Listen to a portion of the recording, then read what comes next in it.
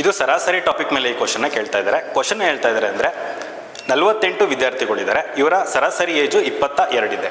ಇವ್ರ ಜೊತೆ ಟೀಚರ್ ಒಬ್ಬರು ಬಂದು ಆ್ಯಡ್ ಆಗ್ತಾರೆ. ಇದರಿಂದ ಅವ್ರ ಸರಾಸರಿ ಏಜು 23 ಆಗುತ್ತೆ. ಹಾಗಾದರೆ ಆ ಟೀಚರ್ ಏಜ್ ಎಷ್ಟು ಅಂತ ಈ ಕ್ವಶನಲ್ಲಿ ಕೇಳ್ತಾ ಇರೋದು. ಎ ಮತ್ತು ಎನ್ ಅಂತ ತಗೋತೀನಿ. ಎ ಅಂದರೆ ಆವ್ರೇಜ್, ಎನ್ ಅಂದರೆ ನಂಬರ್ ಆಫ್ ಸ್ಟೂಡೆಂಟ್ಸ್. ಆವ್ರೇಜ್ ಎಷ್ಟಿದೆ? 22 ಇದೆ. ಯಾವಾಗ? 48 ಜನ ವಿದ್ಯಾರ್ಥಿಗಳಿದ್ದಾಗ. ಇವಾಗ ಟೀಚರ್ ಒಬ್ಬರು ಆ್ಯಡ್ ಆಗ್ತಾ ಇದ್ದಾರೆ. ಹಾಗಾದರೆ ನಂಬರ್ ಎಷ್ಟಾಗುತ್ತೆ? 48 ಇದ್ದಿದ್ದು 49 ಆಗುತ್ತೆ. ಆವ್ರೇಜ್ ಎಷ್ಟಾಗ್ತಾ ಇದೆ?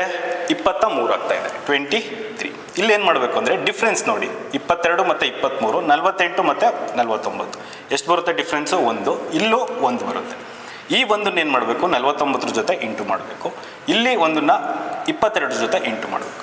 ಇವೆರಡನ್ನು ಆ್ಯಡ್ ಮಾಡಿದ್ರೆ ನಮಗೆ ಆನ್ಸರ್ ಬರುತ್ತೆ. 22 ಇಂಟು 1 ಎಷ್ಟಾಗುತ್ತೆ? 22. ನೆಕ್ಸ್ಟು 1 ಇಂಟು 49 ಮಾಡಿದ್ರೆ ಎಷ್ಟಾಗುತ್ತೆ? 49. ಆ್ಯಡ್ ಮಾಡಿದ್ರೆ ನಮ್ಗೆ ಎಷ್ಟು ಬರುತ್ತೆ ಆನ್ಸರ್? 2 + 9 ಎಷ್ಟಾಗುತ್ತೆ? 11. 1 ಕ್ಯಾರಿ.